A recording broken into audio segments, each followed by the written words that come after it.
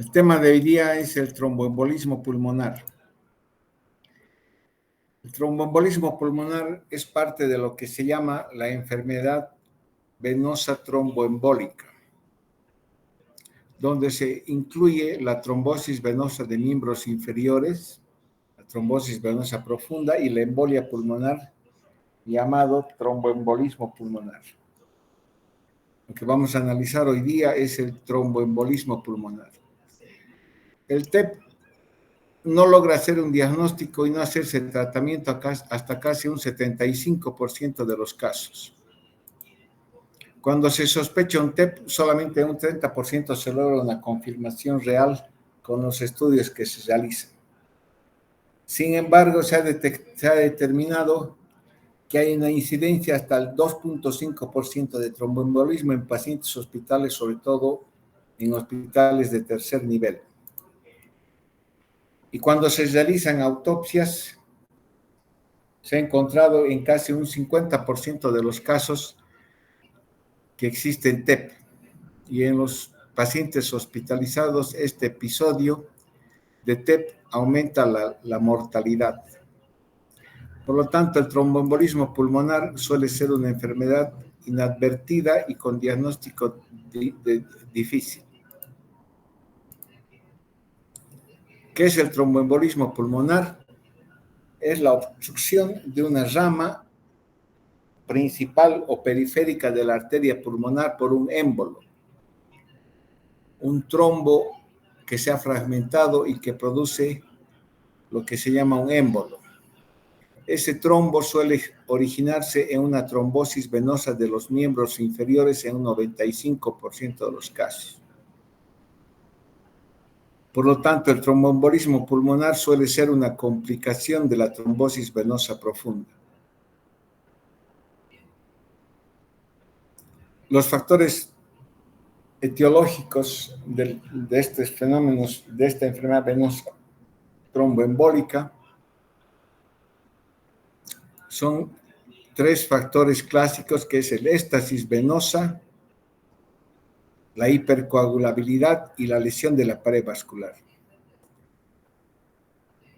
En pacientes, cuando se presentan estos factores predisponentes para la formación de trombo en pacientes con factores de riesgo, hay una elevada probabilidad de que se produzca una trombosis venosa profunda y quizás también un TEP. El tromboembolismo empieza con la formación de pequeños trombos a nivel de las válvulas venosas de los miembros inferiores, ya sea la vena femoral, la vena safena o la vena poplitea. De estos trombos se fragmenta un pequeño pedazo y empieza a circular por la sangre, y este pedazo se llama émbolo. Este émbolo, por la vena cava inferior, llega hasta la aurícula derecha, ventrículo derecho, y va y se localiza y obstruye alguna rama de la arteria pulmonar, y dependiendo del tamaño del émbolo puede producir diversos cuadros de tromboembolismo pulmonar. Hay factores de riesgo para la generación de tromboembolismo pulmonar. Factores de riesgo transitorios. Se refiere a aquellos factores que se van a resolver después que han provocado un tromboembolismo pulmonar. Esto es importante porque cuando existen factores de riesgo transitorios, son factores de riesgo que desaparecen después de provocar un tromboembolismo pulmonar. Significa que el tiempo de anticoagulación puede ser menor, en contraposición de aquellos pacientes que tienen factores de riesgo crónico permanentes, donde a veces la anticoagulación es de por vida. Estos factores de riesgo transitorios pueden ser mayores o menores.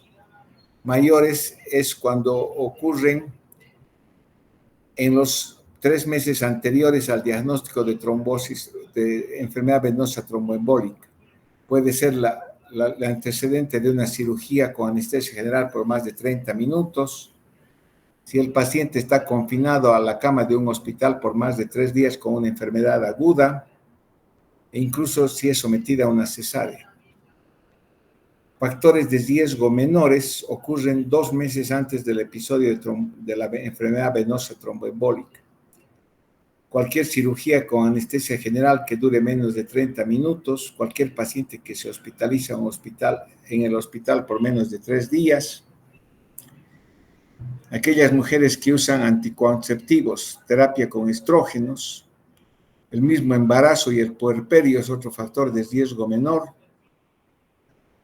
o que están confinados en la cama incluso fuera del hospital por más de 3 días, o tienen un daño, un traumatismo en la pierna, el cual le produce disminución de la movilidad por más de 3 días.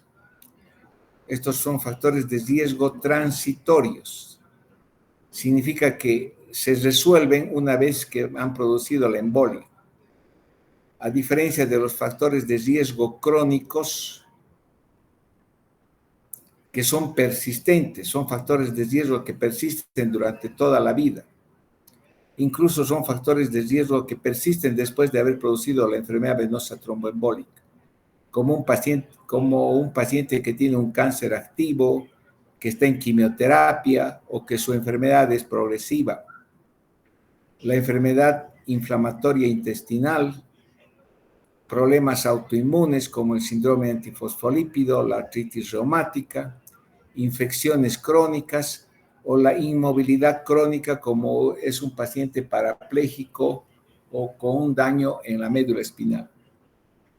La presencia de estos factores de riesgo persistentes obligan a que la anticoagulación de ese episodio de tromboembolismo a veces se prolonga de por vida.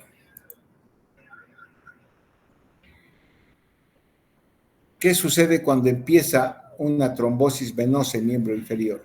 Durante los primeros 7 a 10 días el trombo es friable. Y esa friabilidad, esa fragilidad del trombo hace que se pueda fragmentar y generar un émbolo. Fragmentarse un pedazo del trombo y producir lo que se llama un émbolo, que obviamente por la circulación, como hemos visto, va a terminar en el pulmón. Después de 48 horas empieza la fibrinolisis endógena, se activa la cascada de la fibrinolisis endógena, lo que va después, alrededor de los 10 días, va a organizar y va a adherir ese trombo a la pared endotelial de la vena. Entonces, después de 10 días, es poco probable que ya ese trombo se fragmente, sea friable, sino que ya sea organizado y sea adherido a la pared venosa. Cuando el émbolo llega a la circulación pulmonar, en la arteria pulmonar, va a producir un efecto mecánico por obstrucción de la arteria pulmonar. Y además, al obstruir la arteria pulmonar, las plaquetas van a empezar a agregarse encima de ese émbolo, y esas plaquetas van a producir sustancias broncoactivas y vasoactivas que van a alterar la función pulmonar. Ese émbolo que llega a la circulación va a producir alteración hemodinámica y respiratoria. La alteración hemodinámica se relaciona a que se produce una vasoconstricción arterial pulmonar generalizada, lo que va a aumentar la resistencia vascular pulmonar. Al aumentar la resistencia vascular pulmonar se va a producir lo que es una hipertensión arterial pulmonar, un aumento súbito de la presión en la arteria pulmonar, y eso indudablemente va a producir una sobrecarga sistólica sobre el ventrículo derecho, una sobrecarga sistólica aguda sobre el ventrículo derecho que va a producir la disfunción del ventrículo derecho. Tienen que recordar que el ventrículo derecho es un ventrículo que funciona contra una baja resistencia y una baja presión en la arteria pulmonar. Normalmente funciona así. Pero si en forma aguda por la presencia de un émbolo aumenta la resistencia, aumenta la presión en la arteria pulmonar, ese ventrículo derecho no tiene la capacidad de vencer ese aumento de la presión y va a empezar a dilatarse, va a empezar a tener una sobrecarga sistólica, lo que va a originar la disfunción del ventrículo derecho. Va a haber alteraciones respiratorias producidas porque la obstrucción de una arteria pulmonar va a anular, va a quitar todo la circulación capilar en ese segmento de la arteria pulmonar que ha sido obstruido. Entonces, al no haber flujo sanguíneo capilar porque se ha obstruido, va a haber un aumento del espacio muerto. Relaciones ventilación-perfusión mayor a 1, que esa es una causa por la cual se va a producir la hipoxemia, la alteración, la insuficiencia respiratoria. Pero al mismo tiempo, las plaquetas que se están acumulando alrededor del émbolo pulmonar van a originar sustancias broncoactivas y vasoactivas, lo que va a inducir a una broncoconstricción y una disminución del surfactante, lo que también puede originar un colapso alveolar.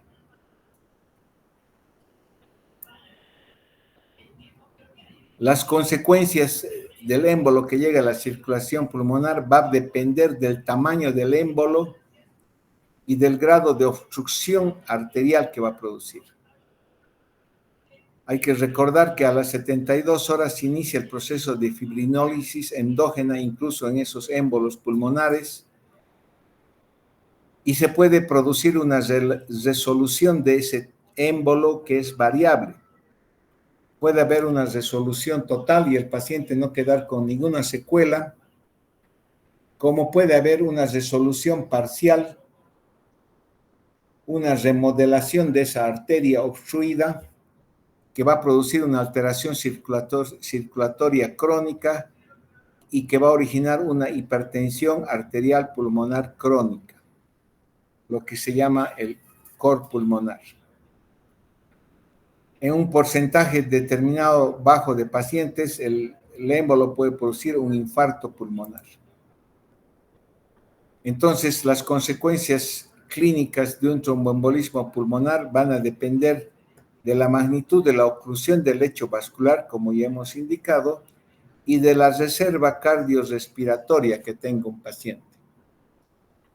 Es posible que un paciente joven pueda sufrir una lesión de la rodilla, se someta a una cirugía de rodilla y obviamente tenga que estar en reposo los días posteriores y se genere una enfermedad venosa una trombosis venosa en la vena poplitea de esa pierna lesionada y tener en algún momento un tromboembolismo pulmonar. Pero como es un paciente joven, tiene suficiente reserva cardiovascular y respiratoria como para soportar ese episodio.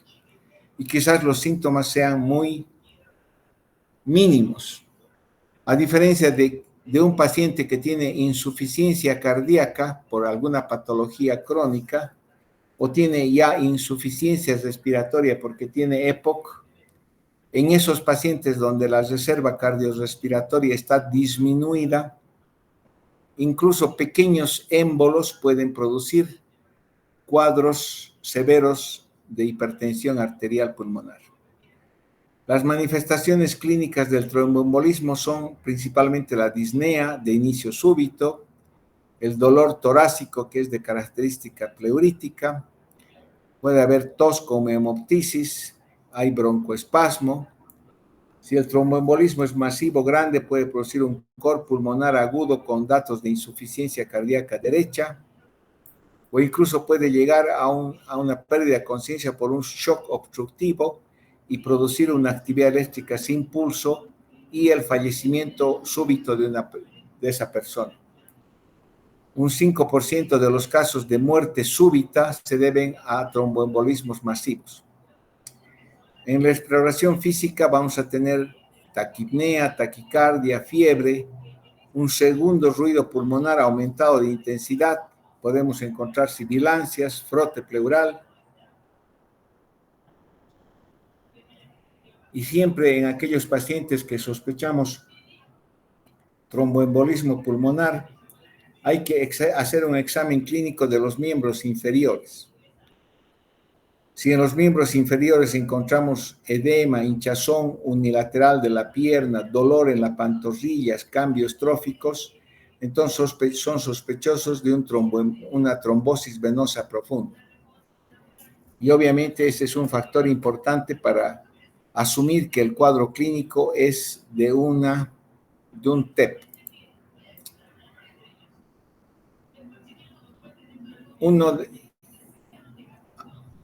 En el cuadro clínico de una persona hay que valorar ciertos factores predisponentes para poder saber si un TEP es si la presencia del diagnóstico de TEP es poco probable o de alta probabilidad. Hay que buscar y dar un puntaje determinado si el paciente tiene un diagnóstico de TEP o trombosis venosa profunda previa, si ha estado inmovilizado o tiene cirugía reciente, tiene un determinado puntaje, si tiene cáncer, si tiene hemoptisis, si tiene una taquicardia con más de 100 por minuto o tiene signos clínicos de trombosis venosa profunda los ya indicados. Y lo más importante, cuando nosotros no encontramos ninguna otra explicación para los síntomas del paciente. Entonces, una sumatoria de estos puntos, más de 4, indica la probabilidad, una alta probabilidad de tromboembolismo pulmonar.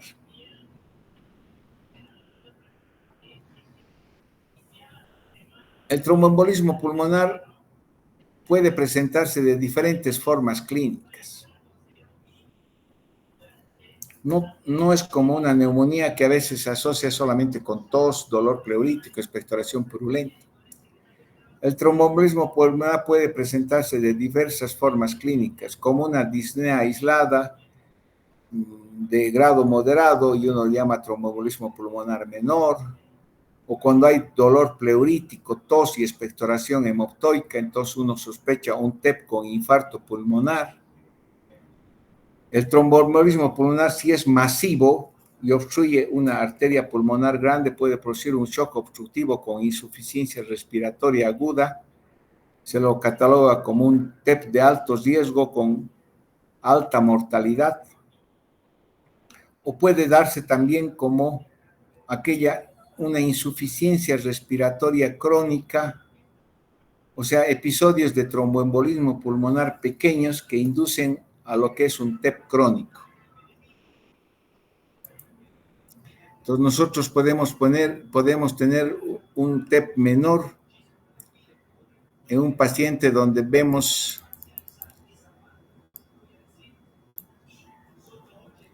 que existen pequeños émbolos que obstruyen las arterias pulmonares pequeñas. Este paciente tiene un inicio brusco de disnea y taquicardia, y solamente puede haber, a la auscultación puede ser normal y no se encuentra ningún otro signo. En la angiografía pulmonar uno puede encontrar pequeños émbolos que obstruyen a las arterias pulmonares. Puede ser que ese paciente tenga un infarto pulmonar con dolor pleurítico, expectoración hemoptoica.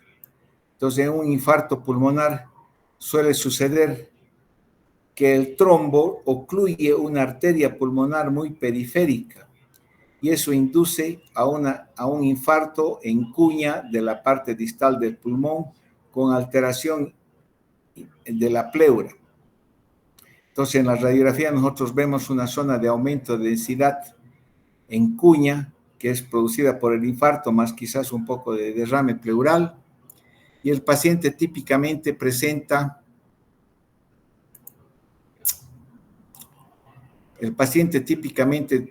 lo que es un dolor de tipo pleurítico, presenta la dificultad respiratoria, la taquicardia, la taquipnea y un dolor de tipo pleurítico. puede producirse un tromboembolismo pulmonar masivo, que va a dar lugar a un shock obstructivo, insuficiencia respiratoria con insuficiencia cardíaca derecha. En este caso, lo que sucede es que existe una obstrucción, un émbolo grande, en este caso se llama un émbolo en silla de montar, que está obstruyendo prácticamente toda la arteria pulmonar derecha y obstruye parcialmente la arteria pulmonar izquierda. Obviamente esto se llama un trombo masivo, un émbolo masivo. Y en la radiografía de tórax lo que vamos a ver va a ser una opacificación de los ilios pulmonares, una zona densa, y clásicamente los campos pulmonares están hiperclaros. Obviamente hay oligoemia, porque al estar obstruido esta arteria pulmonar, no hay flujo circulatorio en el resto del pulmón, entonces no se ve la trama vascular. Es un pulmón casi negro. Este tromboembolismo pulmonar masivo lo que va a producir es que va a suceder dependiendo de la obstrucción, va a producir un aumento de la presión de la arteria pulmonar. Este aumento de la presión de la arteria pulmonar va a aumentar la presión, la tensión sobre la pared del ventrículo derecho y va a generar isquemia del ventrículo derecho, y eso va a producir disfunción del ventrículo derecho y una disminución del gasto cardíaco derecho. Al aumentar más la presión de la arteria pulmonar y al disfuncionar el ventrículo derecho, se va a dilatar este ventrículo derecho. Esa dilatación va a contribuir al aumento de la tensión de la pared del ventrículo derecho y mayor isquemia. Indudablemente el ventrículo derecho y el ventrículo izquierdo funcionan juntos, siempre interactúan juntos, en serie.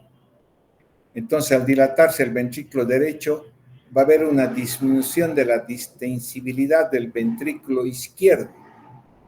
Va a comprimir al ventrículo izquierdo y esto va a disminuir la precarga, el llenado diastólico del ventrículo izquierdo, y obviamente va a contribuir a una disminución del gasto cardíaco izquierdo, y eso va a disminuir la perfusión coronaria y va a agravar la isquemia del ventrículo derecho.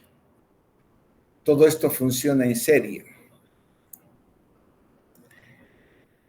Puede haber también lo que se llama el tromboembolismo pulmonar crónico, que son episodios pequeños de microémbolos que van a obstruir en forma progresiva y crónica las arterias pulmonares y van a producir una insuficiencia respiratoria crónica y lo que es el cor pulmonar. Entonces, lo que tenemos es una radiografía de tórax con un crecimiento del ventrículo derecho, punta elevada del área cardíaca, una protrusión de la arteria pulmonar, y vemos arterias pulmonares que están remodeladas, obstruidas por la organización de los coágulos.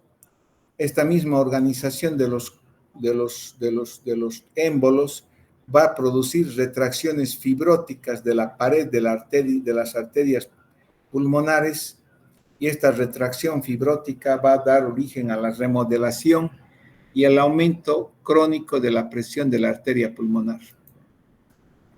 En laboratorio lo que encontramos es leucocitosis, y cuando sospechamos un tromboembolismo pulmonar es importante pedir dos pruebas en laboratorio, el D-dímero y la troponina. El D-dímero es un producto de degradación de la fibrina. Significa que se ha activado la fibrinolisis.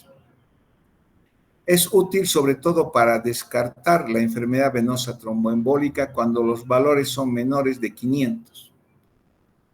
Un D-dímero elevado apoya el diagnóstico de un TEP o enfermedad venosa tromboembólica, pero no confirma aquello. No confirma, hay que hacer otros estudios para comprobar que ese D-dímero es producido por TEP. Y pedimos también la troponina como un marcador de daño miocárdico. Cuando la troponina T está elevada en el curso de la sospecha de un tromboembolismo pulmonar, significa que hay daño miocárdico. En la gasometría, que puede ser normal hasta en un 30% de los pacientes, clásicamente encontramos hipoxemia con hipocapnia. La radiografía de tórax es útil para descartar patologías,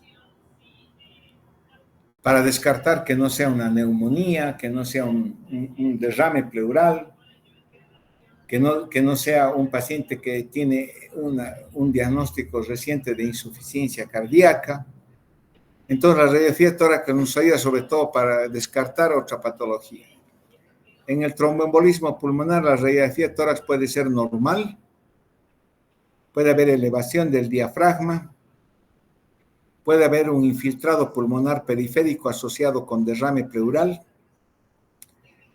Existe lo que se llama el signo de la oligoemia. Hay una disminución de la trama vascular en el segmento o en el lóbulo donde irriga la arteria pulmonar obstruida. Doctor. Esta oligoemia genera un estado de hiperclaridad del campo pulmonar. Puede haber también atelectasias laminares. El electrocardiograma. Los cambios electrocardiográficos se producen sobre todo cuando existe un tromboembolismo pulmonar masivo. En un tromboembolismo pulmonar leve, el electrocardiograma puede mostrar solamente taquicardia sinusal o ser normal. Mientras que en el tromboembolismo pulmonar masivo, característicamente presenta cambios como la presencia de una onda S en derivación 1, Q en derivación 3, y una inversión de la onda T en derivación 3. Hay inversión de la onda T sobre todo en las derivaciones derechas y podemos detectar la presencia de hipertrofia y sobrecarga de las cavidades derechas. Entonces, en el electrocardiograma encontramos taquicardia sinusal, un desvío del eje a la derecha, bloqueo incompleto de rama derecha. Encontramos la presencia en D1 de una onda S profunda, S1, en D3 una onda Q, S1Q3 con inversión de la onda T. S1Q3T3 es característico de un tromboembolismo pulmonar, pero se presenta sobre todo cuando es masivo. En el tromboembolismo pulmonar leve, el electrocardiograma puede presentar solamente taquicardia sinusal o ser incluso normal. Por eso, cuando se sospecha un tromboembolismo pulmonar, es importante realizar una ecocardiografía transtorácica o transesofágica. Sobre todo cuando sospechamos un tromboembolismo pulmonar de alto riesgo o llamado masivo. En la ecocardiografía vamos a encontrar un aumento del diámetro del tamaño del ventrículo derecho, una disfunción sistólica con hipoquinesia y dilatación del ventrículo derecho.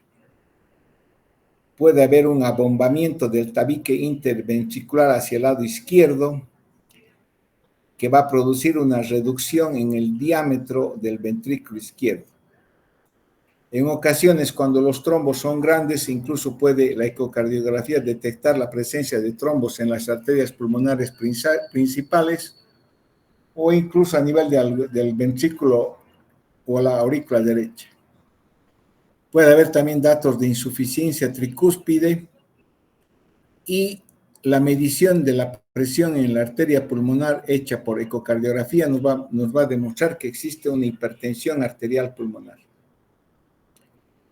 Esto es importante porque un paciente que no tiene ninguna patología pulmonar, no es asmático, no tiene EPOC, no tiene fibrosis, no tiene secuela de tuberculosis, no tiene neumoconiosis, o sea, un paciente que no tiene patología pulmonar crónica y en el cual se detecta un aumento de la presión de la arteria pulmonar, hay que sospechar la probabilidad de un tromboembolismo pulmonar. En estos pacientes, indudablemente hay que tratar de diagnosticar la magnitud de la oclusión de la arteria pulmonar haciendo angiografía pulmonar o mejor una angiotomografía pulmonar. En la angiotomografía pulmonar uno identifica el lugar y la magnitud de la obstrucción y al mismo tiempo valora la función y la forma del ventrículo derecho. Antiguamente se pedía la gammagrafía de perfusión pulmonar, pero actualmente ya no se hace eso, sino el estudio de elección suele ser la angiotomografía pulmonar, donde vamos a encontrar un defecto de llenado en la arteria pulmonar, un crecimiento del ventrículo derecho, o aquí hay otro defecto de llenado en otra arteria pulmonar izquierda.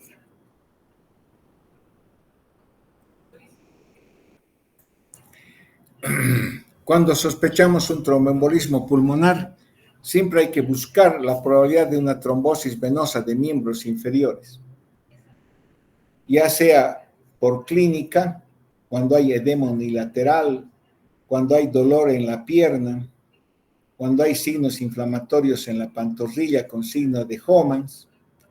En estos se suele pedir un ecodoppler de miembros inferiores o una venografía de miembros inferiores.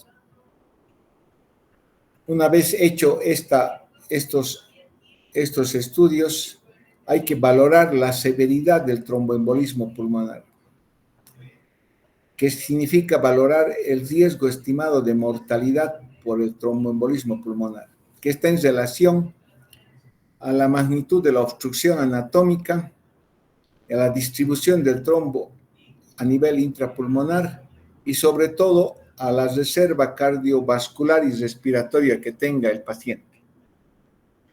Y obviamente hay que tratar de identificar a estos pacientes si tienen un TEP de alto riesgo, que antes se llamaba TEP masivo o submasivo, y que ahora se llaman TEP de alto riesgo. TEP masivo de alto riesgo significa que el paciente va a tener evidencia de shock o hipotensión. Un tromboembolismo pulmonar que tenga shock o hipotensión se clasifica como tromboembolismo pulmonar de alto riesgo.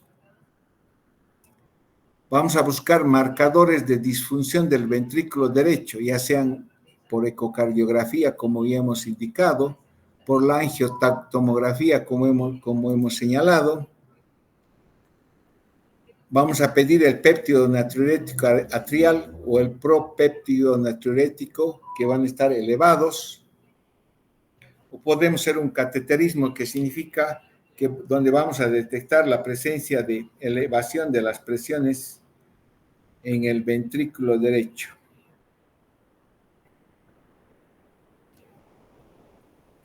Estos son marcadores de disfunción del ventrículo derecho. También hay que buscar marcadores de lesión isquémica miocárdica del ventrículo derecho, buscando los niveles de troponina T e I. ¿Para qué nos sirve esto?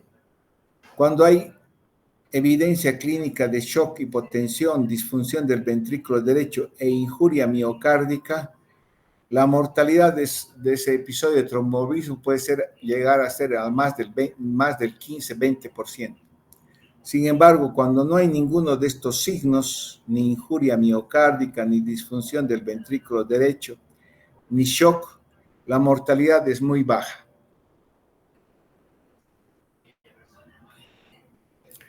Entonces, cuando tenemos un paciente que tiene una sospecha de tromboembolismo pulmonar y está con hipotensión, con una presión sistólica menos 90 o una caída de la presión en más de 40 milímetros de mercurio, o sea, está hemodinámicamente inestable y hay alta sospecha de tromboembolismo, hay que proceder rápidamente a la trombolisis, a la cirugía o a la embolectomía por catéter. Si el paciente no tiene inestabilidad hemodinámica, hay que hacer la evaluación correspondiente para decidir qué camino seguir. Y esa evaluación pasa nuevamente por valorar la función, la disfunción del ventrículo derecho con ecocardio o con tomografía y valorar el daño del ventrículo derecho pidiendo troponinas. Si no hay disfunción del ventrículo derecho, podemos continuar solamente con anticoagulación. Si hay disfunción del ventrículo derecho, aquí aconsejan anticoagulación, pero también hay que considerar la fibrinolisis. Si encontramos disfunción y daño del ventrículo derecho, lesión del ventrículo derecho, entonces hay que considerar hacer la trombolisis, ya sea sistémica o local. Cuando el tromboembolismo es de bajo riesgo y el diagnóstico de TEP es probable, lo primero que uno piensa es anticoagular. Y la primera pregunta que uno se hace es, ¿hay contraindicaciones para anticoagular? Si no hay contraindicaciones para la anticoagulación, entonces hay que iniciar el tratamiento con anticoagulación, ya sea con heparinas de bajo peso molecular o heparinas endovenosas, más anticoagulación por vía oral, mientras se continúan los estudios para confirmar el TEP. El anticoagulante de elección para un tromboembolismo pulmonar actualmente son las heparinas tromboembolismo de bajo riesgo, son las heparinas de bajo peso molecular, sobre todo la enoxaparina, una dosis de 1 miligramo kilo peso cada 12 horas o 1.5 miligramos una vez al día. También se puede usar la tinzaparina y el fondaparinux. Si no usamos las heparinas de bajo peso molecular, entonces podemos usar la heparina endovenosa. Podemos anticoagular con heparina endovenosa. El problema de la heparina endovenosa es que necesitamos hacer un control más cercano de la coagulación. La dosis inicial es de 80 unidades kilo peso, lo que significa más o menos 2.000 unidades en bolo de heparina, 2.000 a 3.000 unidades. Y se hace una dosis de mantenimiento de 15 a 18 unidades kilo peso hora, lo que significa en un adulto medio dar entre 800 a 1.200 unidades por hora en infusión endovenosa continua. Sin embargo, la dosis de la heparina nosotros tenemos que regular, porque si damos una dosis excesiva podemos tener como efecto colateral hemorragias, lo que no sucede con las heparinas de bajo peso molecular. Por eso es que las heparinas de bajo peso molecular son la heparina de elección para un tratamiento de un TEP de bajo riesgo. Cuando decidimos usar heparina, tenemos que hacer controles específicos del tiempo de tromboplastina activada, el APTT, antes de iniciar la heparina y a las 6 horas de una vez iniciada y después cada 24 horas. Para ajustar la dosis de la heparina, ajustar la dosis para tener un nivel de APTT entre 2 a 2.5 veces el valor basal. Si a las 6 horas de iniciada la heparina no he llegado a un valor entre 2 a 2.5 veces el valor basal del APTT, tengo que modificar la dosis en 200 unidades. Si no he alcanzado estos niveles y estoy por debajo de 2, tengo que aumentar 200 unidades por hora la cantidad de heparina. Si recibía 800, subir a 1.000 y volver a hacer controles de heparina. Si por el contrario estoy por encima de 2, 5, 3 veces el valor basal, corro el riesgo de que sufra hemorragia ese paciente y lo que tengo que hacer es bajar la dosis de heparina en más o menos 200 unidades. Si he estado dando 1.200, bajar a 1.000, o si estoy en 800, bajar a 600. Lo que significa que cuando doy heparina, tengo que hacer controles de APTT en forma periódica para ajustar la dosis, modificar la dosis para alcanzar un rango terapéutico de APTT entre 2 a 2 veces y media el valor basal. ¿Cuánto tiempo voy a dar heparina? La heparina, la enoxaparina de bajo peso molecular o la heparina endovenosa debo dar por 5 a 7 días. Y al mismo tiempo debo iniciar ya la anticoagulación por vía oral, con los anticoagulantes directos o llamados los sabanes o la warfarina por vía oral. Y estos anticoagulantes directos voy a usar por 3 a 6 meses o incluso mayor tiempo o incluso toda la vida, dependiendo si los factores de riesgo que han originado el tromboembolismo son transitorios o son permanentes, son crónicos, como hemos visto anteriormente. De estos dos anticoagulantes, lo que se usaba antes era la warfarina. El problema de la warfarina es que frecuentemente produce hemorragias, que está en relación a la duración, a la cantidad de warfarina que administramos, a las interacciones farmacológicas. Un paciente que toma warfarina no puede tomar antibióticos, no puede tomar antiinflamatorios, porque el efecto de la warfarina aumenta y puede tener hemorragias. Y obviamente también depende de la edad. Por eso es más importante dar los anticoagulantes orales directos, los llamados sabanes, como el rivaroxaban o el apixaban, en dosis indicadas. Estos anticoagulantes orales directos actúan sobre el factor 10 activado. Al actuar sobre un factor de coagulación activado, que es el factor 10, son antifactor 10 activado, el riesgo de hemorragia es menor en relación a la warfarina. La warfarina es una antivitamina K. La warfarina disminuye la producción de los factores, de los factores procoagulantes, de los factores de coagulación producidos en el hígado a través de la acción de la vitamina K, los factores 2, 5, 7, 9, 10. Entonces actúan sobre los factores procoagulantes. E indudablemente si voy a dar una dosis mayores o incluso con estas dosis terapéuticas indicadas, debo hacer un control del INR para saber que la dosis que estoy dando es la correcta o tengo que disminuir o aumentar la dosis de warfarina. El efecto terapéutico indicado de la warfarina es cuando llegamos a un INR entre un valor de 2 a 3. Valores de INR por debajo de 2 significa que estamos dando poca anticoagulación y existe riesgo de nuevos fenómenos tromboembólicos. O un INR mayor a 3 nos indica la posibilidad de un riesgo de embolia.